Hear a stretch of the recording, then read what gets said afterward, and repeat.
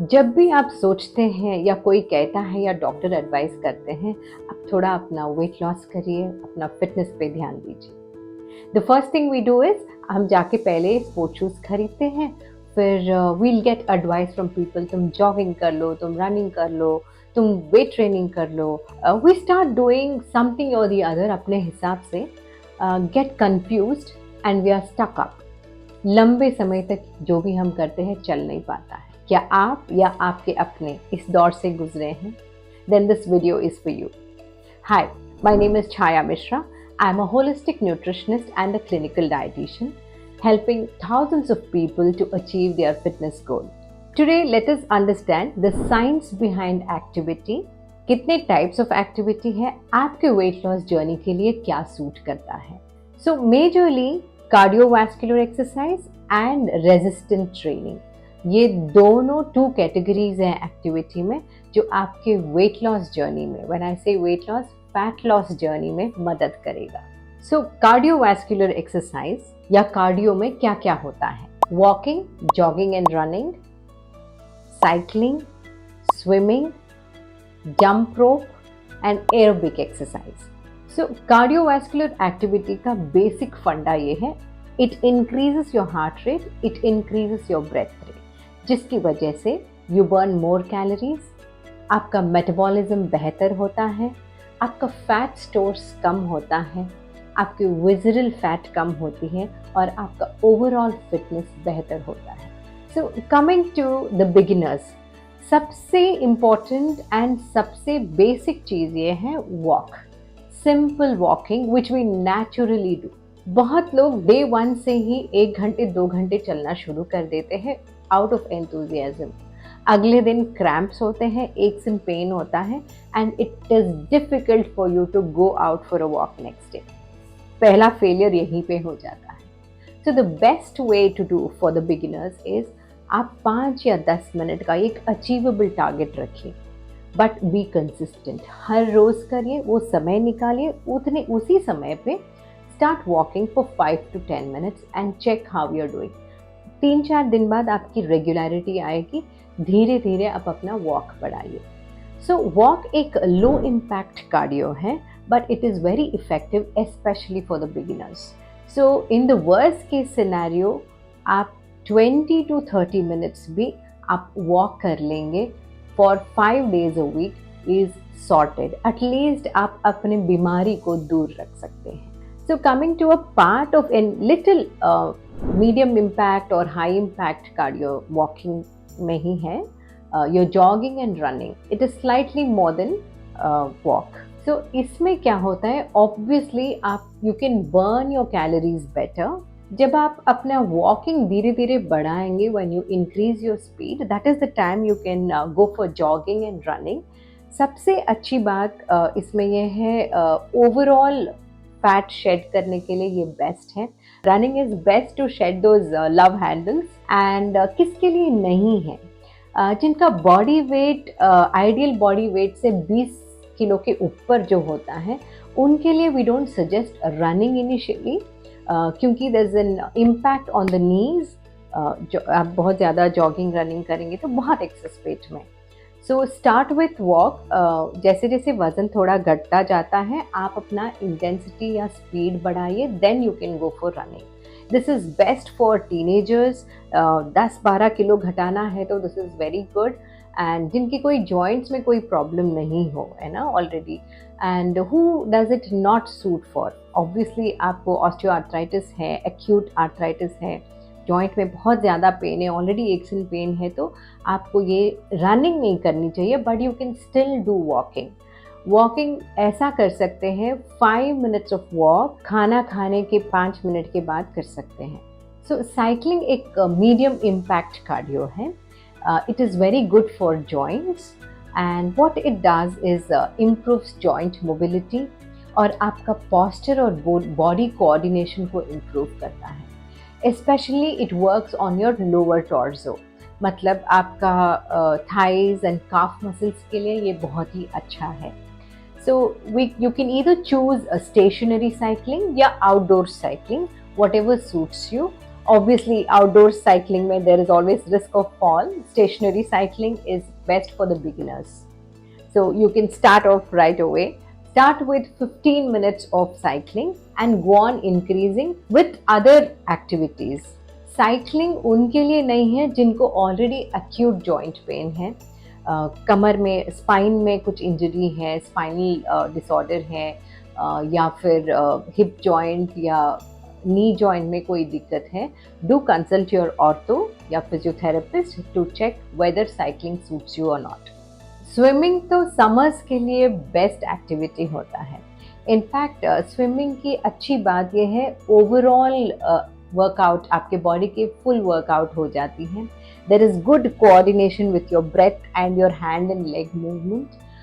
उसके अलावा it is very gentle for your joints. जिनको आर्थराइटिस है, बैक की इशू है या फिर नी पेन है, उनके लिए तो ये बहुत ही अच्छा है. So swimming is not for people who are more prone for cold and cough, जिनको आस्थमा है, या फिर जल्दी लंग इन्फेक्शन हो जाता है, रेस्पिरेटरी इन्फेक्शन हो जाती है. Lot of people have allergies, eyes infect हो जाते हैं, कान की इन्फेक्शन हो जाती है. Swimming is not great for them, but overall it is going to be fun, and especially for summers. Jump rope. In simple words, skipping. ये एक high impact cardio है. It has shown excellent results for teenagers. In fact, especially when you're looking for, बहुत से parents परेशान रहते हैं, बच्चे का height नहीं बढ़ रहा है.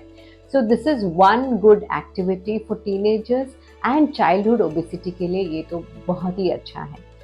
Again, they are the ones who can afford, youngsters and those whose body weight is not very high, मतलब 10 से 15 किलो ही बढ़ा हुआ है, उनके लिए ये बेस्ट है.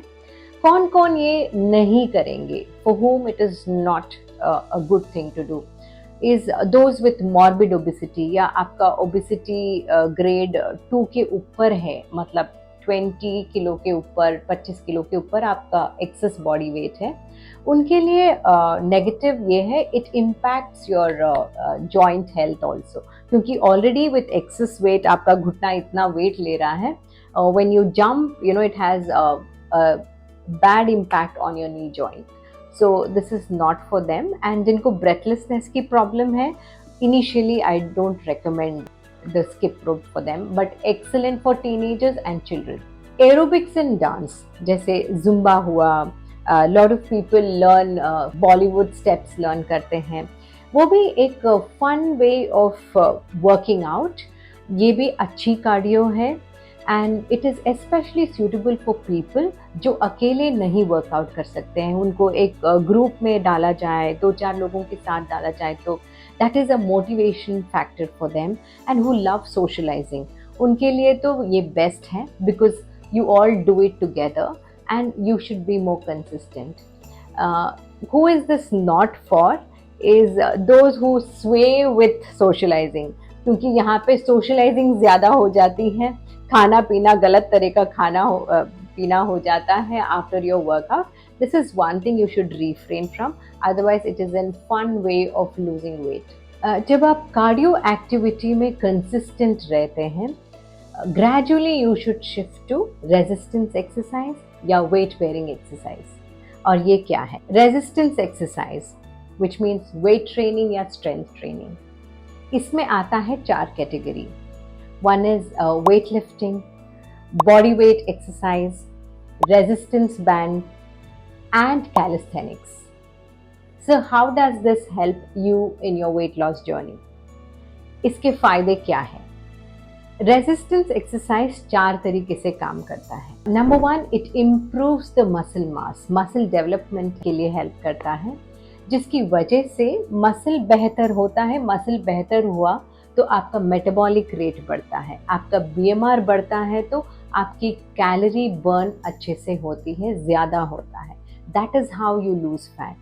सेकेंडली, आफ्टर बर्न इफेक्ट, मतलब आप वर्कआउट के दौरान तो कैलोरी बर्न होती ही हैं, वर्कआउट के बाद भी, रेजिस्टेंस एक्सरसाइज के बाद, there is calorie loss for maintaining of the muscle and repairing of the muscle. Number 3, it increases fat loss. कैसे? जब मसल मास बढ़ता है रेजिस्टेंस वर्कआउट के दौरान, the body utilises fat as the next fuel. Muscle mass अच्छी बनी रहती है तो फैट को बुलाता है बॉडी वर्कआउट एज करने के लिए। So that is how you burn more fat while you doing your resistance exercise. Number 4, आपके डिफरेंट बॉडी पार्ट्स या स्पेसिफिक बॉडी पार्ट्स को आप टारगेट कर सकते हैं with these specific resistance exercises. Resistance bands एक broad elastic band होता है which helps in resistance during exercise. This is especially useful to develop arm muscles and your leg muscles. More important about resistance exercises, it is excellent for sarcopenia, मतलब जिनका muscle mass बहुत poor होता है, especially with people who have diabetes for a longer period of time, उनके muscle mass कम रहता है, इसके लिए ये बेस्ट एक्सरसाइज है। Secondly it is also good during menopause, क्योंकि ये रेजिस्टेंस एक्सरसाइज आपके बोन मिनरलाइजेशन को ये बढ़ाता है, मतलब your bones can get stronger with these resistance exercise. So do not neglect this. This is one of the easiest way to do, and also आप traveling के दौरान भी इसको लेके जा सकते हैं. You can use it at home. Very simple way of getting your bone health and muscle health. Resistance exercise या weight bearing exercise के इतने सारे फायदे हैं.